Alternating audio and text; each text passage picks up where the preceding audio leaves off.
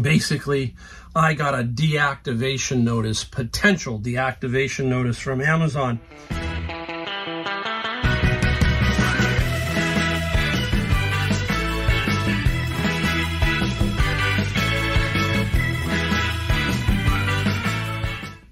Hey everybody, welcome. Mike, the Golden State Picker, back in the garage with another video for you today. If you're new to my channel, I am Mike, and I am out of San Jose, California, basically Silicon Valley, land of plenty, because there's a lot of people here with a lot of money, and they tend to donate some crazy good stuff, and occasionally we find it, and we show you it here on this channel. And today we're going to show you some things that we found, a couple items. One's really kind of cool. And we're also going to show you some things that we sold, but we are going to tackle the title of this video right away. Basically, I got a deactivation notice, potential deactivation notice from Amazon. I will tell you that there's nothing worse than a phone call at 2 in the morning or 3 in the morning. That'll wake you up quickly, right? That kind of thing. And there's nothing worse than when you wake up in the morning, 7 o'clock, a little groggy. I mean, you know, get a little older, you're a little foggier. And the first thing I do is I hit my phone, and I check my Amazon, and I check my eBay. And on Amazon, when you tap it, you go, okay, let's see what's going on. All of a sudden, off the top, your eyes go, what? You had to squint, you know, you're squinting. And I look and I read it, and this is what it said. It says, your account is at risk of deactivation. A critical event has occurred with your account that has caused it to be at risk of deactivation. So a critical event, okay? That sounds really, really deep. Sounds like you did something really bad. What is it? So I'm thinking, right? But I've already had a little tip-off about it. But the first time it happened, it was a little disarming. You know, wow, you go, what the heck? Basically, what is going on is there is a new law or bill or whatever the government passes. They seem to do this all the time. Basically, you hear people talk about it, business saying regulation, regulation, regulation. It just drains you. Trust me, I was in the furniture industry, and you're going, what kind of regulation can we have there? We had it. And it drove you nuts because you didn't know them all. And this is what's going on. There's going to be this new act. It's called the Informed Consumers Act.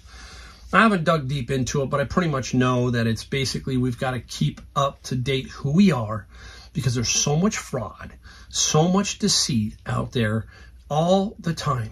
You know, you think about it. There's one scam, right? You whack the mole. Another day, you whack that mole. 3 months later, another mole. Whack it, right? Fraud everywhere, scams everywhere. You shake your head at it. The scams are just continual. You think to yourself, there can't be any more, and they continue to happen. So these bigger companies, eBay and Amazon, and the government are cracking down. The government's saying, hey, we've got to protect the consumer. So we need to know who the consumer is. We need to cross-check, do all this kind of stuff. So this is pretty much what's going on here. But what I'm saying is it's pretty darn difficult if you're a newbie to Amazon or you're trying to get onto Amazon. It's not like it was 4 years ago or 8 years ago. When I started 4 years ago, I didn't have to jump through all these hoops that many newbies are having to go through. One of the main things I heard is that if you get onto Amazon now, there's a video interview. They want to know who you are. They want to physically see you. They don't want to know you're a bot or something like that, all that kind of stuff.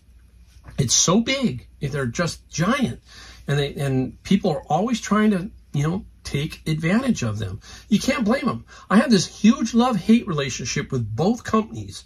They drive me crazy from their back ends, which are both very wonky to me, but that's what happens when you're a big company and a $1 trillion company like Amazon.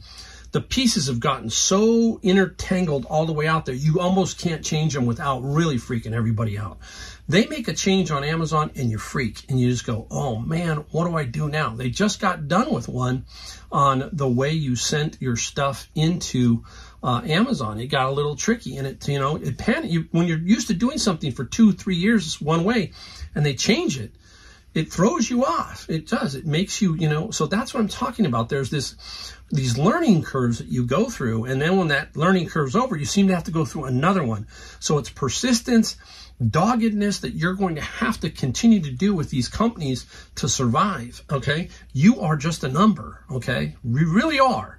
when you call, and you have to call, you can get a hold of somebody at Amazon, and you also can get somebody at eBay. But it will be somebody where you have to turn the volume down. The house will have to be very, very quiet so that you can make out what they're saying, because the accent is going to be very difficult. And if you're in a crowded area, you're going to be going, what? You almost have to lock yourself in a padded cell just to answer that phone call. So you can go, okay, I can understand you now. You get what I mean. Okay, you can get a hold of someone there, but you'll get a different answer every time you basically call. I don't even call eBay. I mean, it's like, I don't even deal with it there. I just move on. Now, Amazon, I did call on this one to make sure that some things were going on, and I was okay. So far, everything's okay. But basically, what's happening is you're having to identify yourself and do some other things. That's basically what it's coming down to. I'll put it up here so you can kind of see. But you have to complete some steps. And every time I would complete a step, a day later, down goes the notice, because the notice doesn't disappear until the whatever's going on is corrected. So every morning you wake up, it's sitting there like staring you and I've been trying to take care of it. And basically, I'm on this business address section, and I thought I had that. Oh, simple, right? I go, okay, here's my address. This is me. Click the button. Boom. No, now they were going to send me a postcard with some kind of code, and that code then I have to enter into the website to verify that it's me. It's happened to me before with Nextdoor of all apps. If any of you know what Nextdoor is, let me know if you use it.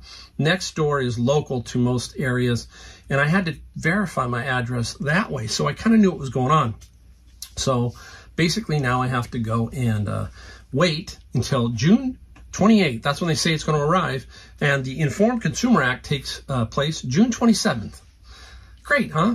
It doesn't get any crazier, guys. And most of you probably don't understand, but if you're doing Amazon FBA, let me know if you are dealing with this in some way, shape, or form, or if you're seeing it, because I thought I had it taken care of 3 or 4 weeks ago, and then I got that. So that's why I was a little skittish, because I had the deactivation. I thought, okay, I took care of that. Then I got another deactivation potential notice, and I'm like, whoa, what the heck? Did I really do something this time? Okay, so that's just crazy. Now, the other part of Amazon that I'm having problems with, they seem to be slower than slow getting your inventory onto the system.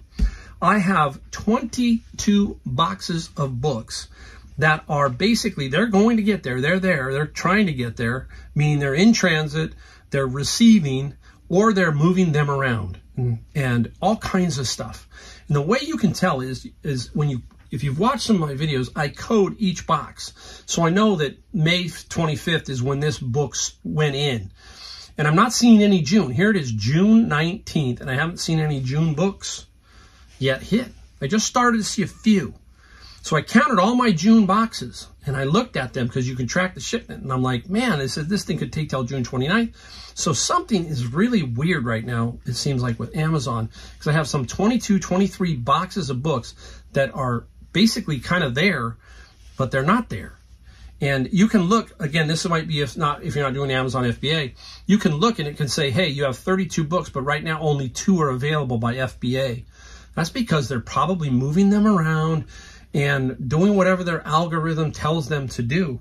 And it's pretty crazy. It's pretty wild. So if you're doing Amazon FBA, or if you want to do Amazon FBA, be prepared to be patient, to pull your hair out sometimes, and you just got to stick with it. If you've got the product and everything is cool and you're kosher and all that kind of stuff, just stick with it. Fight through these, and that's what I'm doing now. I got one more step. I hope once I get that done, then I should be okay, and hopefully everything will be good. I'll let you know if something weird happens. Now, back to eBay. eBay, tell me if you're slow on eBay. I've been okay. I've been doing okay. We're going to show you some sales in a little bit. But I do different, right? I'm not trying to make a multi-million-dollar business out of these. I'm trying to have a good retirement, all that kind of stuff. So sales have been consistent. I average about 8 sales a day. My average selling price is about $75, $76. So I'm happy as a clam, as they say.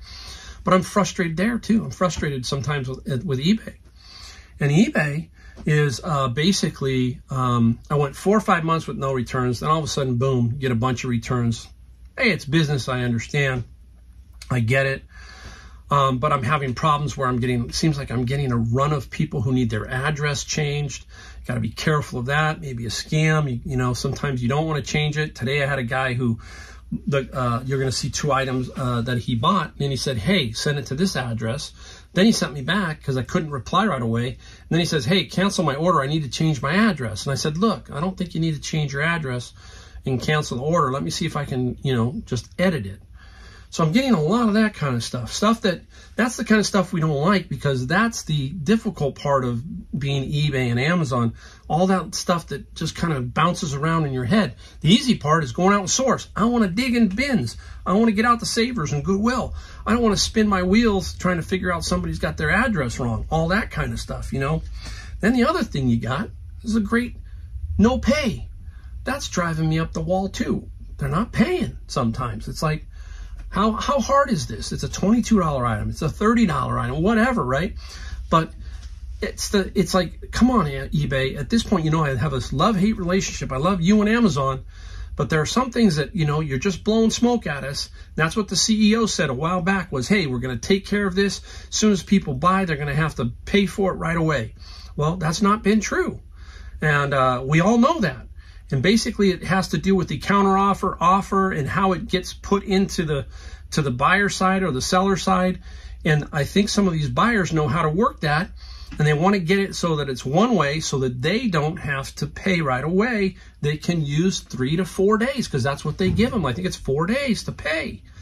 It's the old float your check kind of thing. I want this item. I don't have money for 4 days. Here's how I'm going to do it. At least that's what it feels like. How many of you remember the day when you were younger and you could write checks, right? Some of these people going, what's a check? Used to write a check when you were like, I was like 19 or 20 years old, and I had to I was a little short until Monday, right? So I'd write the check on Friday, late Friday, because the banks weren't open on Saturday, right? So they'd have to wait to deposit it on Monday, and then you had that extra time to take care of it. So, you know, that was basically that part of life, right? So I feel that's going on with eBay, and it's driving me crazy right now. So love, hate, but they're never going to change it, I guess, guys. I mean, I think they could, but they just don't. They seem to care more about the buyer than they do the seller. And without sellers, I've often said it, without sellers, you aren't going to get any buyers, okay? And we can sell it for you, but treat us a little bit better is basically what I'm saying. At least I feel that way. All right, guys, hey, we're going to get right into some things we found and some things we sold. So let's go take a look. All right, enough of that. They're both great, guys. I mean, I'm just bashing them because I feel like right now it's like I'm like in the washing machine. I'm getting bounced around a little bit, and I got to get out of the washing machine so that I can get my equilibrium back. All right, let's go right into, we'll go right into 2 items we found and then some things that we sold. We'll go really quick. The video will go fast. All right, Bin of Books today. I kept this one. Here it is, guys. Look at that. VHS tape, but it's in a clamshell, and this is Spinal Tap. Take a look at that. Spinal Tap.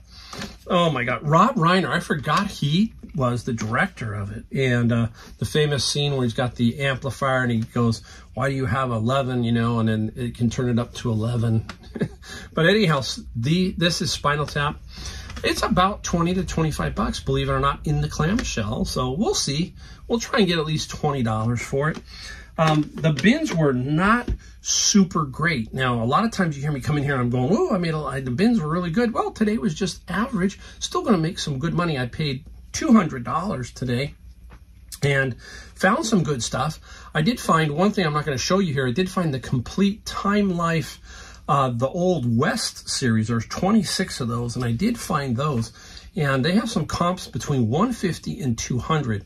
So that right there, that little book series hopefully will pay for my bins. Remember, we talk about that eBay. I sell it on there and make some extra money to basically offset the books that go into Amazon.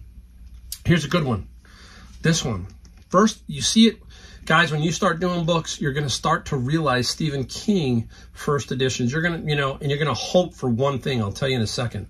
But this is Stephen King, Christine, a novel. Very, very good shape, okay? First thing I'm hoping is when I open the cover, it's not a book club edition. That's what I don't want to see.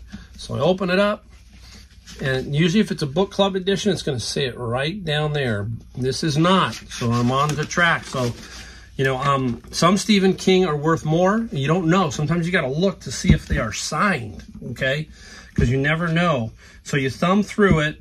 I'm thumbing through it here to get to this, the title page, I think, okay? So here comes the title page. That's Stephen King. So I think if you would have signed it, he probably would have signed it right there.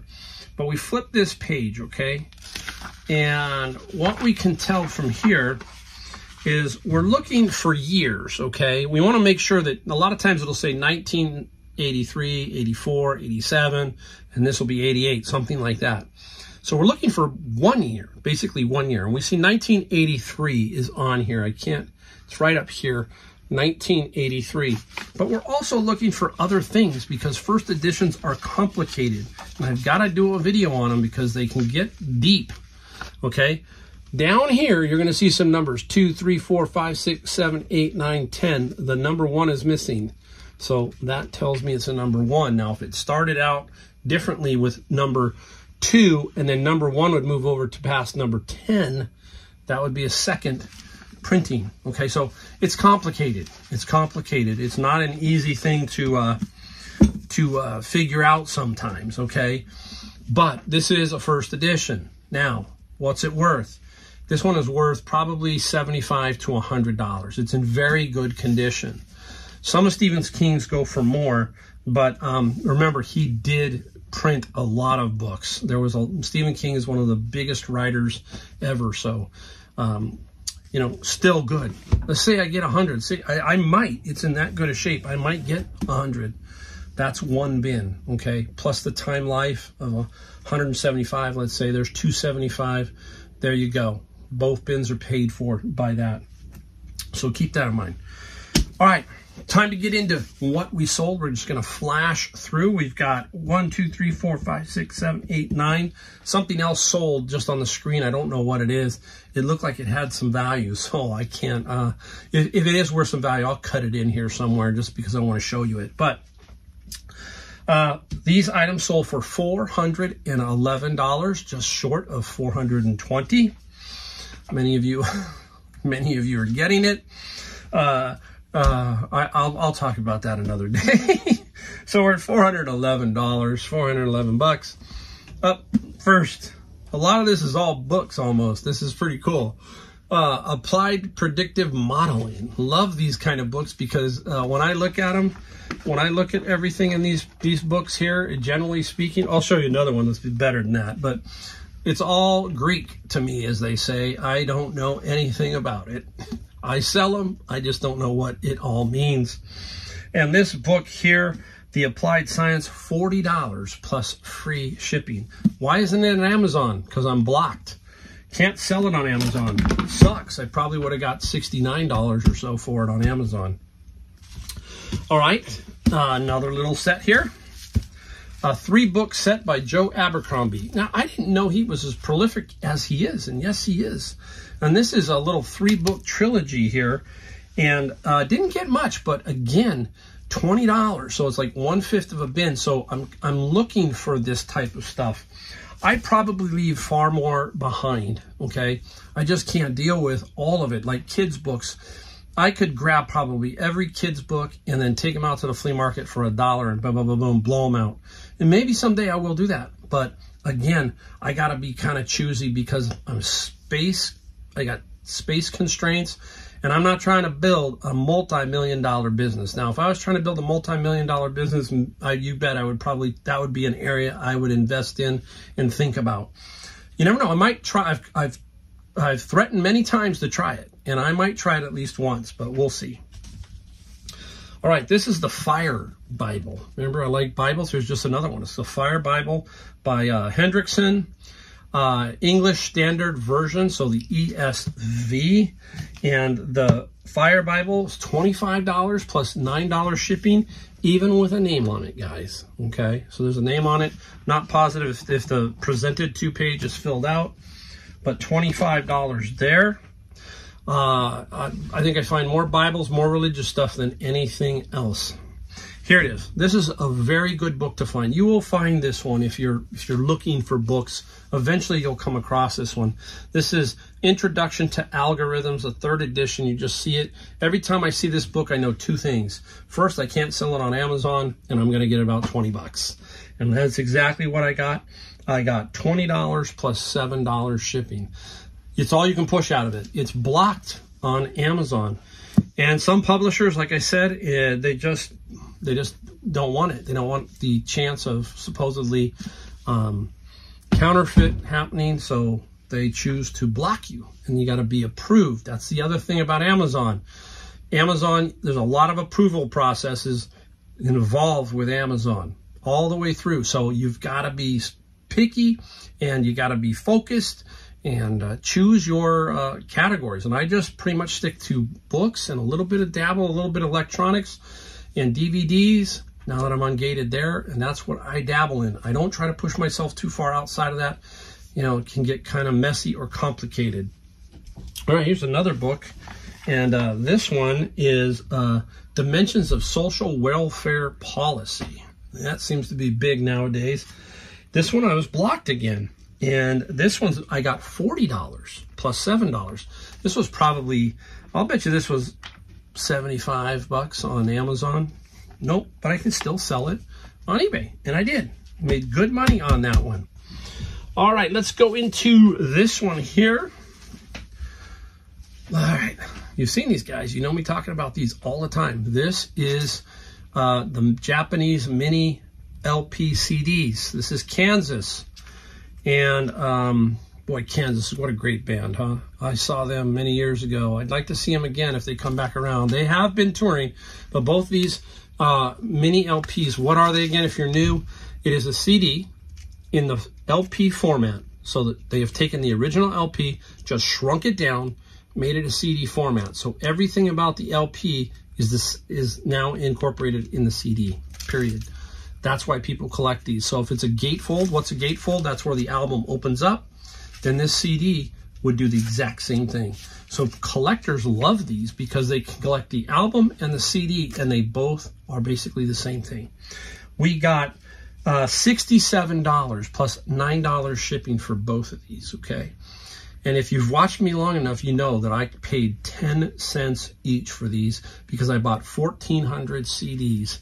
These were in it. There were 400 brand new Japanese mini CDs like this. And it worked out to 10 cents. So it's basically free. $67 for 2 of them. And I still have more to put up. I haven't even put them all up. I just let them roll. I still got Elton John left over there. I got a bunch. So my biggest find, besides my friend's locker, which is eventually going to probably take over as the biggest find. But as far as the funnest, the most fun I had selling, this is it. This has been it. I was only picking for about 2.5 years when I found that lot, and that was pretty good. All right, this I got out at Savers. Dragon Ball, bunch of Dragon Ball comics. I believe there were like 90 some of them. And you heard me talk about it before if you've watched my channel. I basically ended up paying $1.51 each, okay? I sold off a lot of the ones for $200, some for $150. I put this final set, I think there's one more set maybe, but I put it on sale. Said I gotta move it. Still got $84 plus $14 shipping.